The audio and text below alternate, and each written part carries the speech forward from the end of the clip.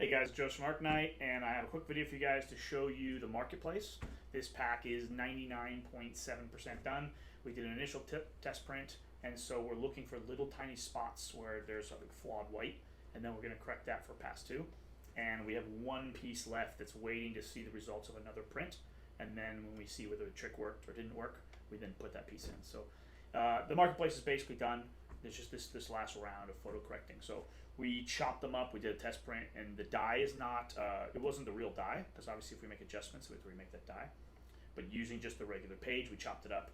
And so these will have rounded edges, they'll be cut with the real die when you get your copies, but this just kind of shows you the layout. So let's get into it. So this underlying map is part of our cobblestone city, and what this does is it gives us some roadway and some dirt, just a basic overlay, so you can see how the marketplace is really intended to show. A big part of this pack is these market stalls. You're going to have a variety of these market stalls, and then on the A side there's generally a tent, and the B side there's the content of what might be inside that stall, or is a different type of shop. But generally speaking, you can say, okay, I'm going to go inside this stall, and then maybe you can flip it over, or in some cases it's a different type of shop entirely. So where this was a market tent, it's now a carpet. And that way you can have different types of shops, and you can have tent interiors and stuff like that.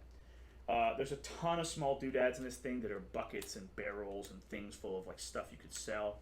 You have stuff that have like things inside of them, a bucket of water, an empty bucket, here's some pots, then there's some full pots. And then the other part of the pack is stuff that would go inside a building, so where you have like a little table setting or you have an empty table setting. As long as those can overlap into a building, they're going to show up really nicely. And so there's just a big variety of that type of stuff. We have anvils, we have metal bars, gold bars, we have barrels, we have buckets, we have statues, all kinds of just random stuff that you might find in a big marketplace bazaar. The big tent's B-side is, again, like as if you're walking through rows of stuff on a big carpet. This is a fish vendor. You can see he's got food and chicken and fish and pig. Some of the bigger pieces that we were experimenting with is the bar. So obviously if you have a big open area, you just want to drop a bar, you want to turn it into a bar, that works out really well. That blending looks pretty nice. And then this is one of our pieces that we are the most questioning, and this is obviously the test print, we're checking it out. This is a counter of a shop with the stuff before and in front of it. So when you have a little space and you say, look, can I just instantly turn this into a shop? Obviously you need to have doors, you drop this down, and it can immediately make it feel like a shop. So you walk up and you instantly have, you know, a place where the shopkeeper would sit, a place where he would do his ledging, and then mix the bar. So I think this works. The sizing of it is a question, because obviously if it clips the walls, it's too large for the space, but we made it a pretty standard size where we expect it'll work in most cases. So you can have this drop in and just instant shop. This is obviously expected to go with the shops and houses packs. So you're going to have, if you have a map kit like this that has a blank house, of course, that's great. You can furnish it. You can put a table in. You can put a fireplace in.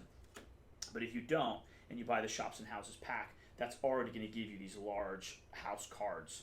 And of course, this is going to fit in there, and this is going to fit in there. So you have both those options at your disposal. We have weapon racks. What else we got? Pots. Just tons of small stuff. These core packs have so many little doodads. And that's a good segue for something else. Speaking of storage, if you're using the Mini American Flex Folio from Ultimate Guard, which we use a lot, we even sell, you can take pieces that are about the size of flat plastic miniatures and you can fit them into these pockets and they can store. But this will not allow you to store anything that is too big, that is too square, that is the wrong sizes. Now you have two options. One, you can just kind of put them in the fold and close them, but that's not a great solution.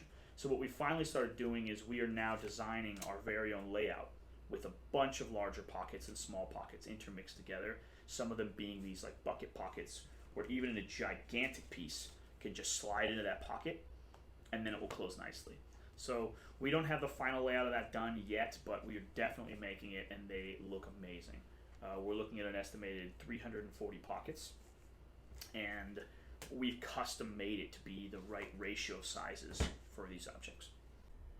Jumping right along, this is the home decor pack, which has a ton of tables, table service. Most of these things, because of user suggestions, are, we used to do like, okay, well, it'll be a wood table here and a different type of table there, or like stone and wood. But a lot of people have asked us to try to say, hey, look, if this is a table, what could that table be furnished with so that you can kind of use it in different ways? We applied that trick in a lot of places, not everywhere, but some places. So you can see there's an empty table, and then on the other side there's a table with like tools, and you can then say, okay, in this room there's these tools, or you can say in these rooms there's a table. Your backdrop here comes from the Highborn Manor set that we have, but that map pack is fully furnished, so it's kind of hard to find a nice blank space. But you'll see that like this bear rug isn't actually there, and this head on the wall isn't actually there. They're from the pack. So I found a page that has a nice big opening way, and that way I can show you guys. But these pieces are part of the map, so. But bear with me. So we have stairs that go up and down. We have a lot of beds. We have a lot of carpets. One thing that we did that's all new, because we didn't really have doodads for that before, is the kitchen area. We have a lot of these like stove tops and things where people are making food. We have a lot of things like that. We have pots and pans and a lot of beds, of course, things that were already there. We have a really cool poker table, so a generic table, and then on the other side is like if it's felt and it has a poker table. That's really cool. Some bigger pieces as well. Here's a big piano. On the other side is, of course, what do you do with a piano, right? We made a different type of piano, different color piano. We're at least going to do something with the back. This is a table that's covered with like a sewing set and a sewing kit, and then an empty one. So you can do a lot of that stuff. Here's a cooking stove and a fireplace. You can drop that thing in. You kind of, I know I'm overlapping other doodads, but again, if you had a pack that didn't have objects set, you'd have all that there. If you want to use blanks, you can use all that objects. But we're going to be making the houses with a bunch of unfurnished houses as well, so you have a bunch of space to put these out in. Little table there, and then on the B side it's a rug with a cello and a little rest. So a lot of these pieces are using the A and the B side in very versatile ways. There is a ton of pieces. Home decor, I guess all 5 of the core sets, they just have so many pieces. The outdoor ones not so much, but these the home decor and the marketplace are like 50 plus pieces each with so many little cool things, little stacks of barrels, sinks, bathrooms. So here's again where we have like a counter covered in food.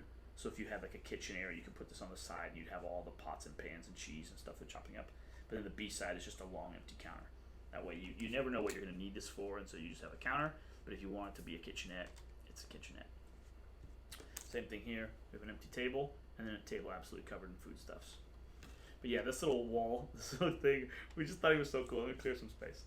So again, you take a place of a wall where there's nothing there, and then you have a head on a wall, so you can create like a lodge, like a hunting tavern and stuff like that. Those little touches are so neat, and that's where you can really doodad up a little place. Throw a bookshelf in a hallway. Now it's a library. Now you've got bookshelves. It looks like that's what it's meant for. Let me see if I can make a little reading nook in like 3 seconds. There you go. So imagine you walk into a room and you've got like library walls and a little sitting table. Like done. Okay, moving on.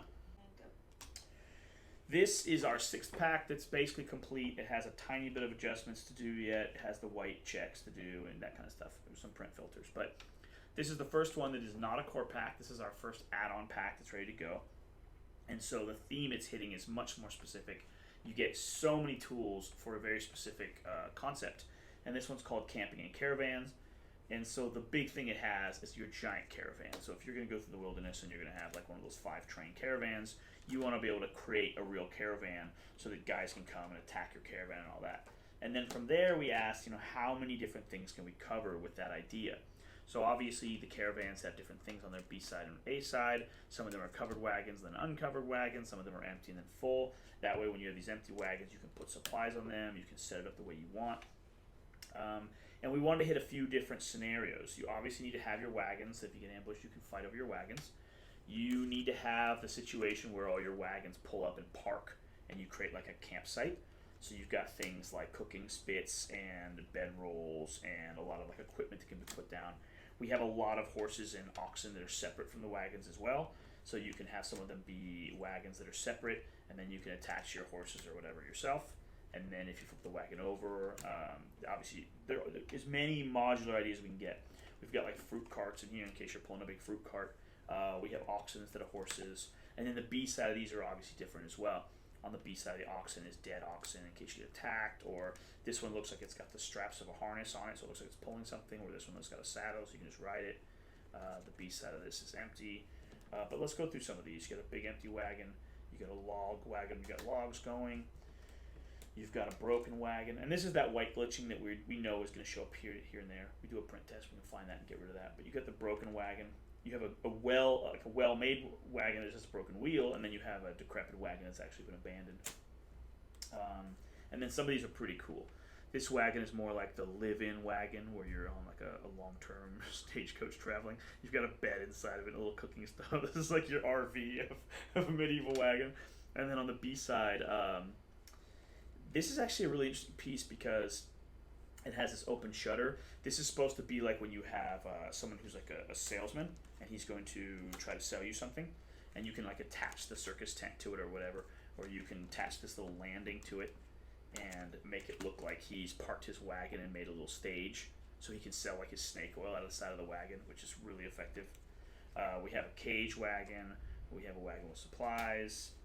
We have this is like the gypsy wagon where it's like it's got all the lighting coming through, but you don't know what's going on. It's like you can have like a magic shop in there. It's all mysterious. And then the inside of that thing.